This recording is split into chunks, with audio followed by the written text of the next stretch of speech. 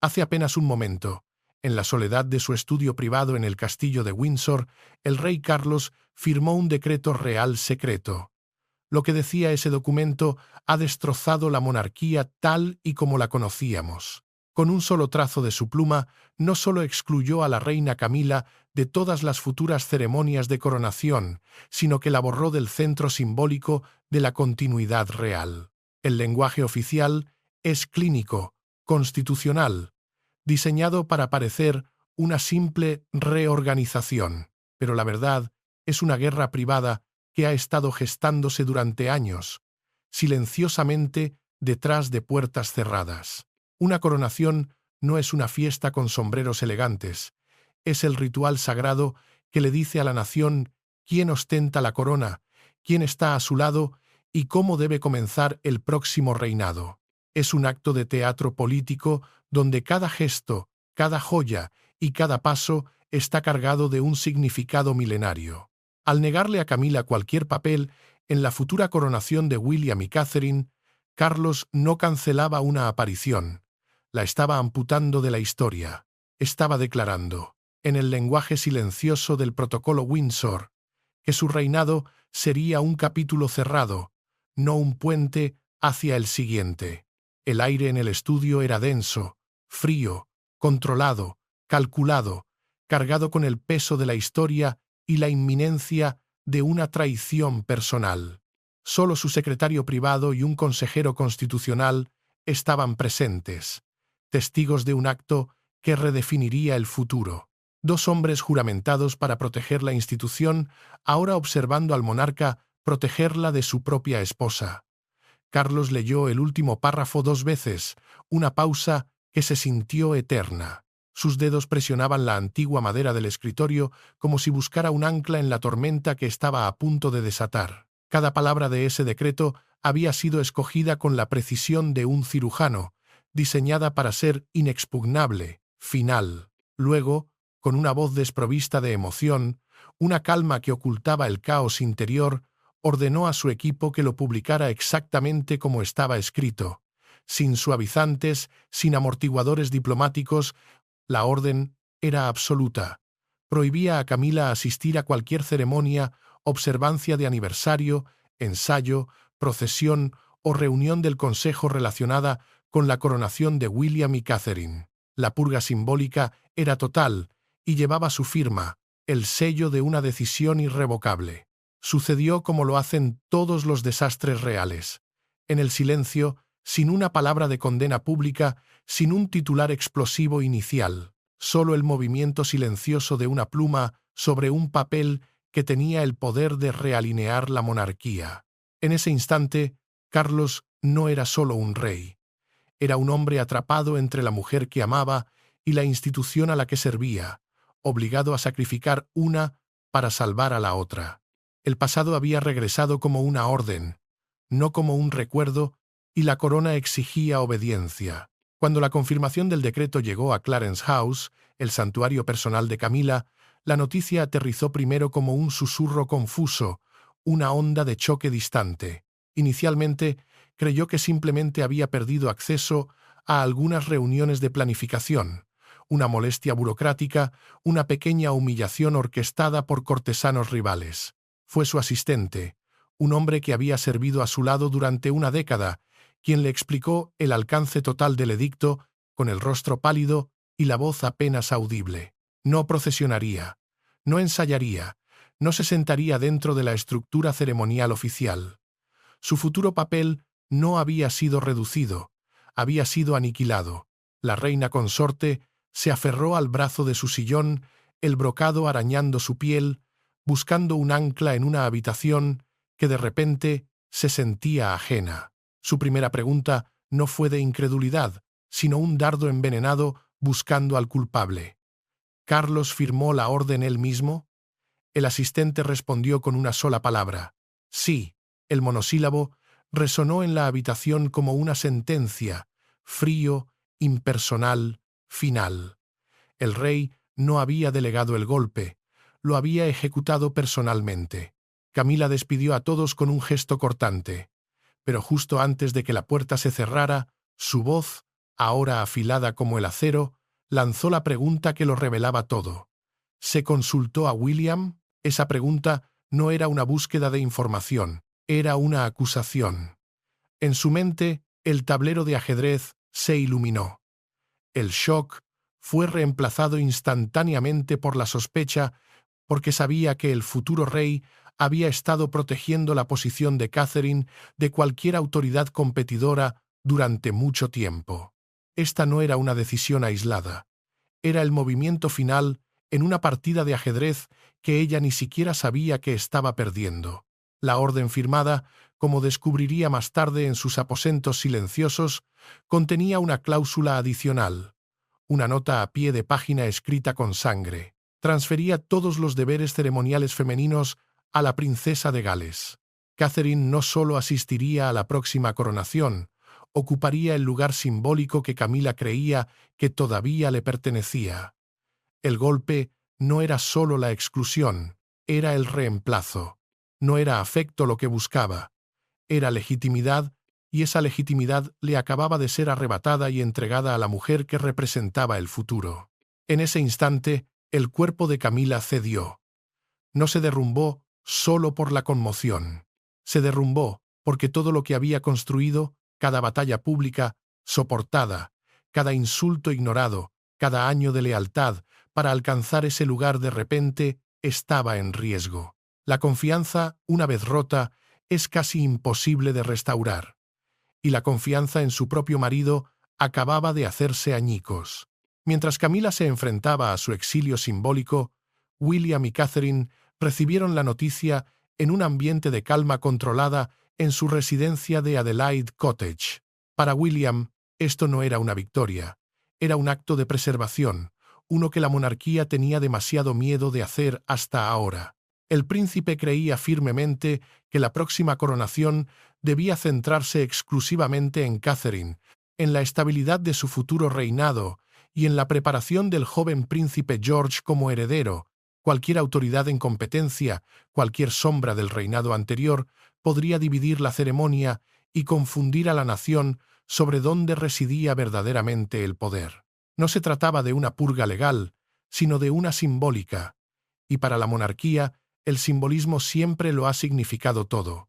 La herida más profunda, sin embargo, no estaba en la declaración pública. Un informe interno sellado, una investigación confidencial del palacio sobre decisiones restringidas, había documentado un desafío directo al plan de sucesión de Carlos.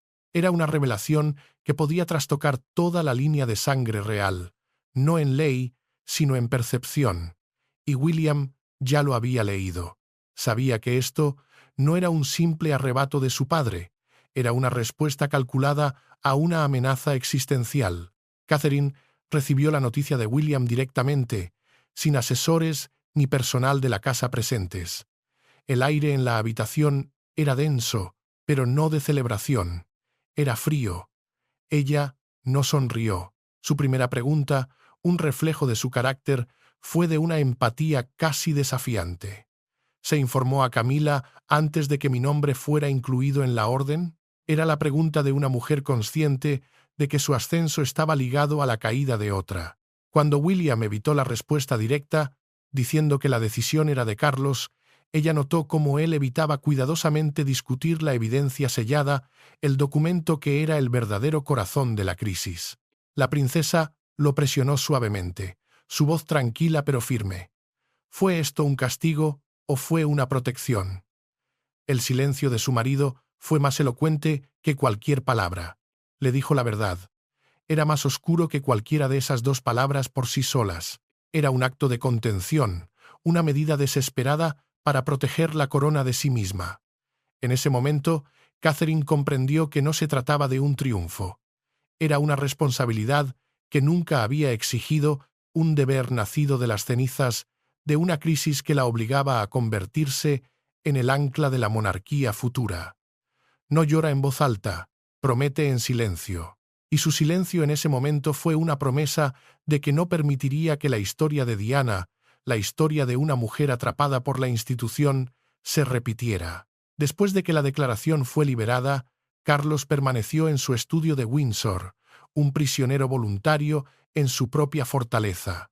La corona, esa entidad abstracta de autoridad pública y responsabilidad constitucional, le exigía juzgar la amenaza al próximo reinado sin permitir que el matrimonio debilitara su decisión. Pero no estaba sentado allí como un soberano distante que firma un documento de Estado.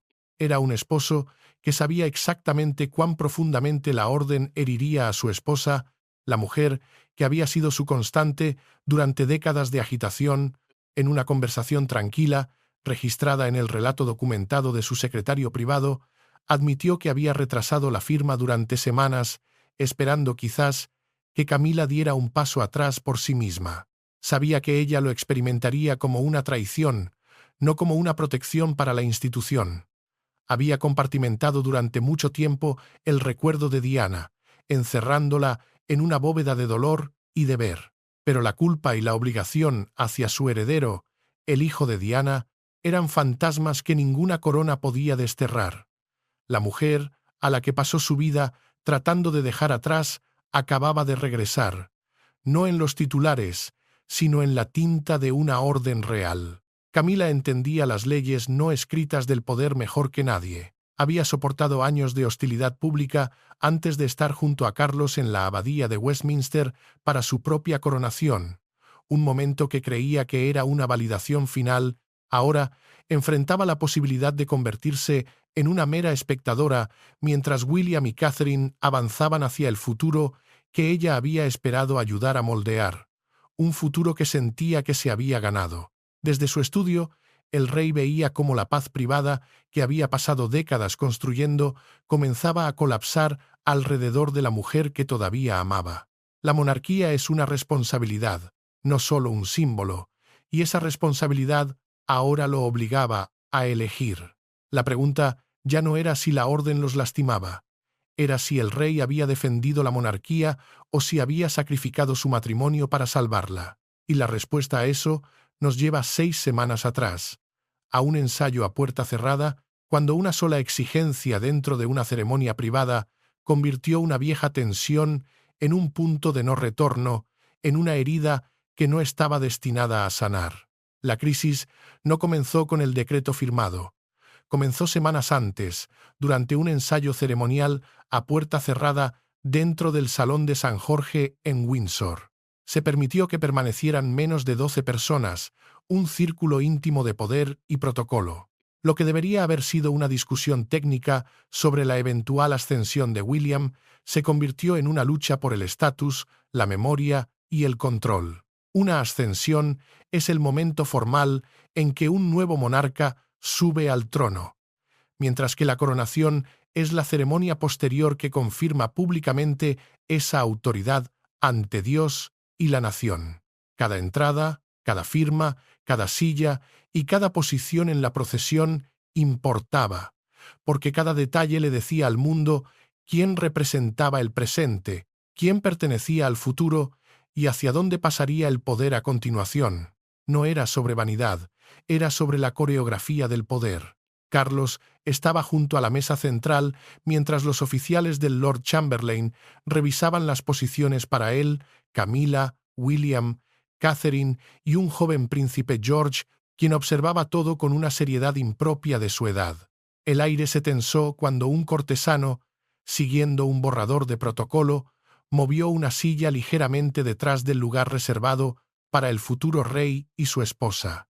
Un gesto sutil, un ajuste de protocolo que significaba todo: el cambio de guardia, la inevitable transición del poder de una generación a la siguiente. Antes de que el cortesano pudiera alejarse, la reina consorte lo detuvo con una sola palabra. Se acercó y tiró de la silla para devolverla a la línea central, un movimiento brusco en la quietud de la sala. Luego, con una voz tranquila pero inconfundible, una voz que no dejaba lugar a la interpretación, dijo que no sería colocada detrás de la próxima generación, como si el reinado actual ya hubiera terminado. No era una sugerencia, era una corrección. El silencio que siguió fue denso, cargado de historia no contada. Los oficiales se congelaron, mirando al rey en busca de dirección. En ese momento no era una cuestión de mobiliario, Era una cuestión de autoridad. Y fue entonces, en ese silencio inquieto, cuando Camila hizo la exigencia que lo cambió todo, una exigencia que convertiría una grieta en el protocolo en una fractura en la propia corona. En el tenso silencio del Salón de San Jorge, Camila articuló su demanda. Insistió en retener una posición procesional central junto a Carlos durante la coronación de William y Catherine. Pero fue más allá. Solicitó la autoridad para aprobar las joyas ceremoniales y la disposición de los asientos asignados a la princesa de Gales. Esos detalles son cruciales. Las joyas y la ubicación no son mera decoración, definen públicamente el rango, la legitimidad y quien tiene influencia dentro de la próxima Casa Real. Era una remodelación de la monarquía por proximidad, no por legitimidad. Catherine bajó las notas que tenía en las manos, pero no dijo nada. Su silencio era una forma de protesta, una negativa a participar en la negociación del lugar que la historia le había asignado. William, sin embargo, rompió el protocolo. Con una frialdad calculada, preguntó si la propuesta contaba con la aprobación constitucional, es decir, la aceptación formal de los asesores responsables de proteger las reglas y la estabilidad de la monarquía. Estaba invocando a la institución contra la ambición personal. Camila respondió que la costumbre podía ser interpretada por el soberano reinante, una maniobra que obligó a Carlos a elegir entre apoyar a su esposa o defender los límites del próximo reinado entre el amor y el deber. Carlos se negó. Su voz, aunque baja, fue inflexible. Le dijo que la futura coronación pertenecía al monarca y consorte entrantes, no a aquellos cuyo reinado estaba terminando. La contención de William finalmente se rompió. Declaró que el papel de Catherine, y por extensión el legado de su madre, no sería negociado. Fue entonces cuando Camila se giró hacia él, sus ojos ardiendo con años de resentimiento reprimido. Lo acusó de planear su destitución mucho antes del ensayo, y luego cometió el error fatal. Mencionó archivos ceremoniales privados, planes de contingencia para la sucesión que nunca debería haber sabido que existían. La expresión de Carlos cambió instantáneamente. El calor de la disputa familiar fue reemplazado por el frío glacial del deber soberano. Esos planes restringidos, el archivo gris de la monarquía, solo estaban disponibles para su oficina, los asesores de William y un pequeño equipo constitucional. Esto no era una disputa familiar, esto era una violación del protocolo de la corona. Ordenó a todos que salieran, excepto a su secretario privado. Mientras las pesadas puertas se cerraban, el desastre ya no era una posibilidad, había sucedido. La confianza se había roto, y en la monarquía eso es un pecado imperdonable. No hubo cortesanos para suavizar el lenguaje, ni cámaras para preservar las apariencias. Carlos y Camila se encontraron solos en un salón privado de Windsor, un espacio normalmente reservado para la calma, ahora convertido en un campo de batalla. Llevaban años de lealtad a una conversación de la que ninguno de los dos podía escapar. Sobre una mesa de caoba pulida entre ellos yacía el informe de acceso del archivo de coronación restringido, un sobre Manila que nadie se atrevía a tocar. El rey no comenzó con una acusación. Comenzó con una pregunta. Su voz, peligrosamente baja. Exigió saber cómo se había enterado de los planes ceremoniales que nunca se compartieron con su casa. Camila no respondió directamente. Con la barbilla en alto, dijo que la información que afectaba su futuro lugar nunca debería habérsele ocultado. Argumentó que la exclusión había comenzado mucho antes y que simplemente se había negado a permanecer ciega mientras otros, insinuando a William, decidían su destino. Carlos deslizó el informe sobre la mesa. El documento demostraba, con fechas y registros de acceso, que un miembro de su oficina había solicitado planos de asientos restringidos, cronogramas de joyas y planes de procesión bajo su autoridad verbal. Acceder a ellos significaba pasar de la preocupación privada a la interferencia directa con la planificación de la sucesión. Era un acto de espionaje dentro de los muros del palacio. La ira agudizó la voz de Camila cuando lo acusó de permitir que la culpa por Diana y el miedo a William controlaran el futuro de la monarquía. Fue una provocación calculada, un golpe bajo diseñado para herir. Carlos se puso de pie de inmediato. Su contención, legendaria y férrea, se rompió. «No vuelvas a usar el recuerdo de mi difunta esposa como un arma contra mi hijo», le espetó. Su voz un trueno contenido. «Insultaste la memoria de mi madre y a la mujer que no pude proteger». El silencio que siguió fue una herida abierta. La ira de Camila se derrumbó en dolor mientras preguntaba si décadas de lealtad no significaban nada. Él respondió que la lealtad no podía exigir que la corona ignorara una violación de la confianza. Le ofreció un último compromiso. Podría mantener sus deberes públicos, pero debía retirarse voluntariamente de toda planificación futura de la coronación. Ella se negó. La retirada, dijo, parecería una confesión. El rey cerró el informe. Su rostro era una máscara de resolución. Le dijo que su negativa le dejaba una sola opción. En cuestión de horas, la maquinaria de la monarquía convertiría esa herida en una decisión real ejecutable. El poder real rara vez se anuncia con voces alzadas. Se mueve a través de consultas protegidas, memorandos privados y firmas colocadas bajo un lenguaje elegido con cuidado quirúrgico. Después de que Camila rechazara el compromiso final, Carlos convocó al Consejo Silencioso, el pequeño círculo capaz de transformar un juicio marital en una orden ceremonial vinculante. La voz más importante en esa sala no pertenecía a un abogado ni a un cortesano, sino al hijo que heredaría las consecuencias. Un asesor legal principal, un hombre cuyo linaje había servido a la corona durante generaciones, instó al rey a la contención. Aconsejó evitar remover el título y los deberes actuales de Camila. La orden, explicó, debía tratar únicamente con futuros eventos de coronación, una exclusión ceremonial, no un cambio legal en su posición. Debía ser una amputación precisa, no una decapitación. Carlos escuchó en silencio, girando lentamente su anillo de bodas, un gesto que delataba la tormenta interior. Cuando el asesor se refirió a su esposa como la parte afectada, el monarca lo detuvo en seco. «Su nombre es Camila», dijo, su voz baja pero cortante. «No reduzcan esto a un expediente». Era un recordatorio de que debajo de la corona todavía había un hombre. William entró sin exigir venganza. El príncipe le dijo a su padre que la próxima coronación no podía comenzar como un castigo por una vieja herida familiar. Su preocupación era la certeza. La autoridad de Catherine tenía que ser reconocida sin ambigüedad. El príncipe George necesitaba ser testigo de la estabilidad, no de la discordia, y no se podía permitir que ninguna negociación oculta dividiera la próxima casa real antes de que siquiera comenzara. Carlos, buscando una última vía de escape, preguntó si Camila podría asistir como un miembro privado de la familia. La respuesta de William fue una obra maestra de la diplomacia real. Respondió con cuidado que solo podría aceptar su presencia si Catherine estaba de acuerdo y solo si no había procesión, juramento, túnica o rol reconocido asociado a ello. El futuro rey no pedía humillación.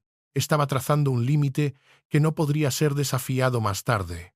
Estaba construyendo un cortafuegos para proteger su propio reinado.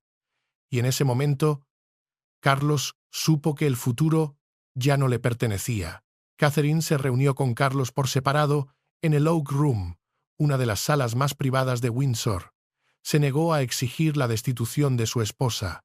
Le dijo, según fuentes cercanas al encuentro, que nunca le pediría a un esposo que deshonrara a la mujer a su lado. Sin embargo, la princesa también admitió con una honestidad brutal que no podría entrar en una futura coronación sabiendo que su lugar, su autoridad como futura reina consorte, aún podría ser cuestionado a través de negociaciones privadas.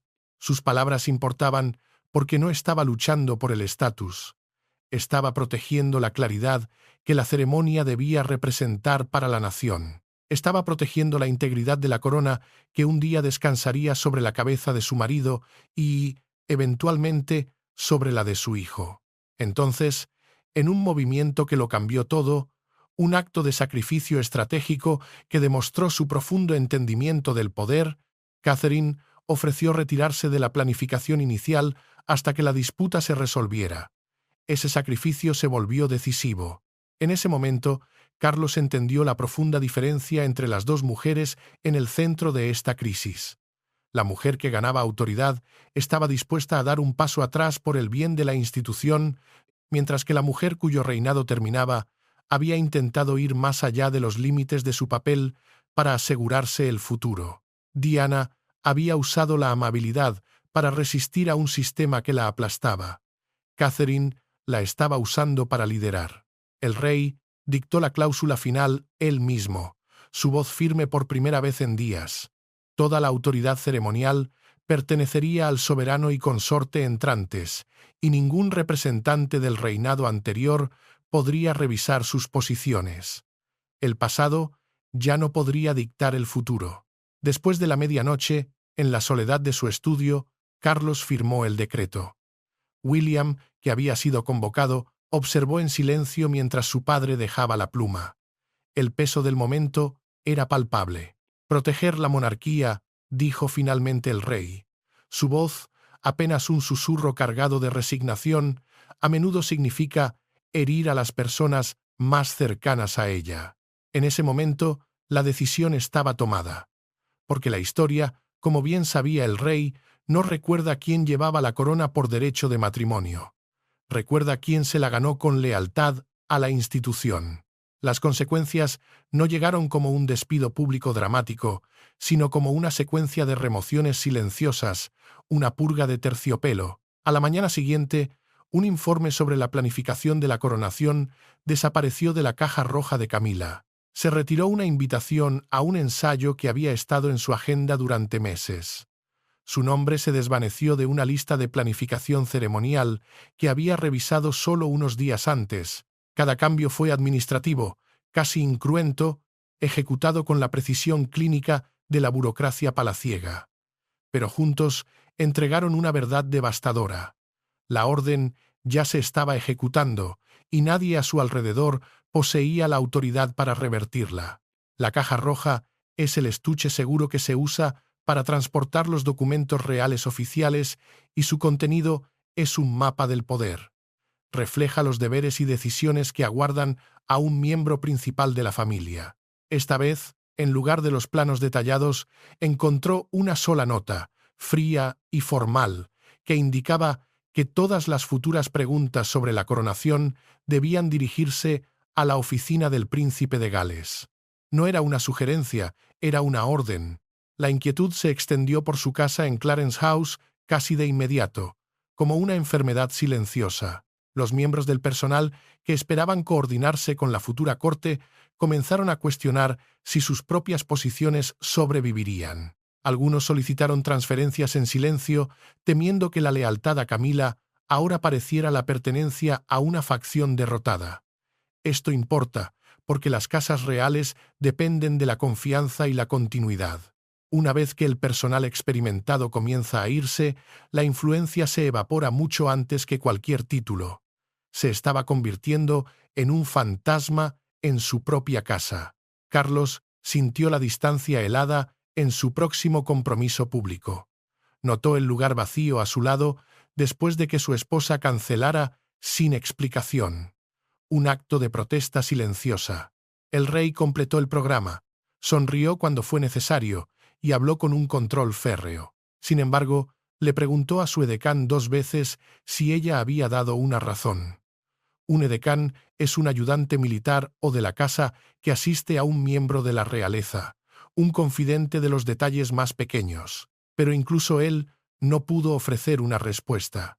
El silencio de Camila era ahora su arma, y la estaba usando con una eficacia brutal.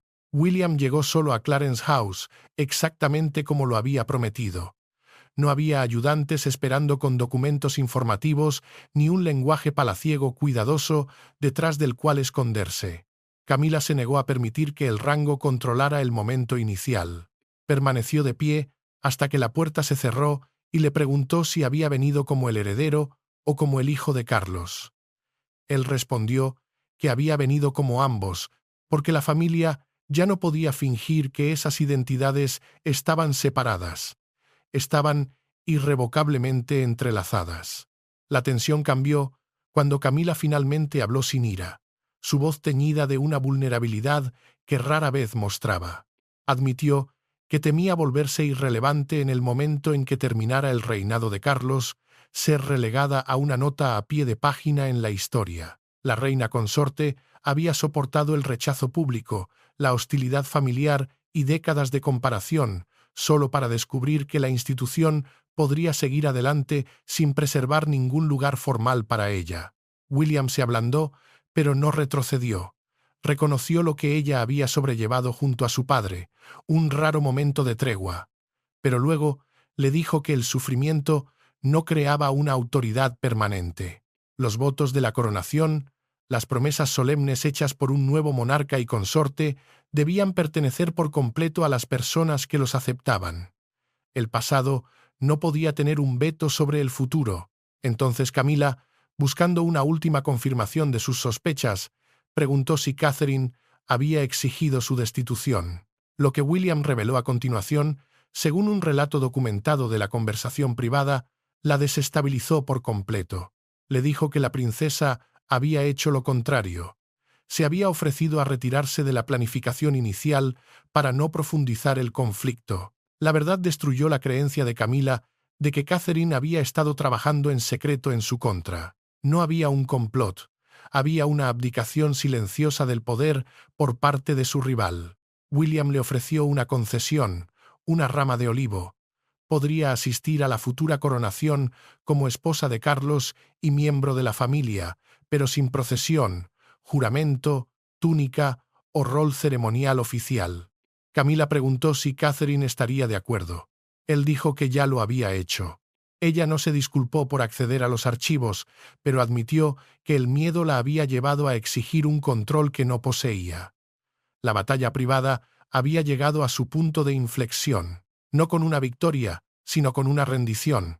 El palacio había esperado que la orden pudiera explicarse con un lenguaje controlado y contención constitucional, un ajuste menor en la maquinaria real. En cambio, una frase filtrada, susurrada desde Windsor hasta Westminster, la transformó en la historia real más explosiva del año. Camila removida de todas las ceremonias de coronación. En cuestión de horas, las cadenas de televisión interrumpieron su programación habitual. Los editores de periódicos reconstruyeron sus portadas. Las multitudes se congregaron frente a las puertas de hierro forjado del Palacio de Buckingham.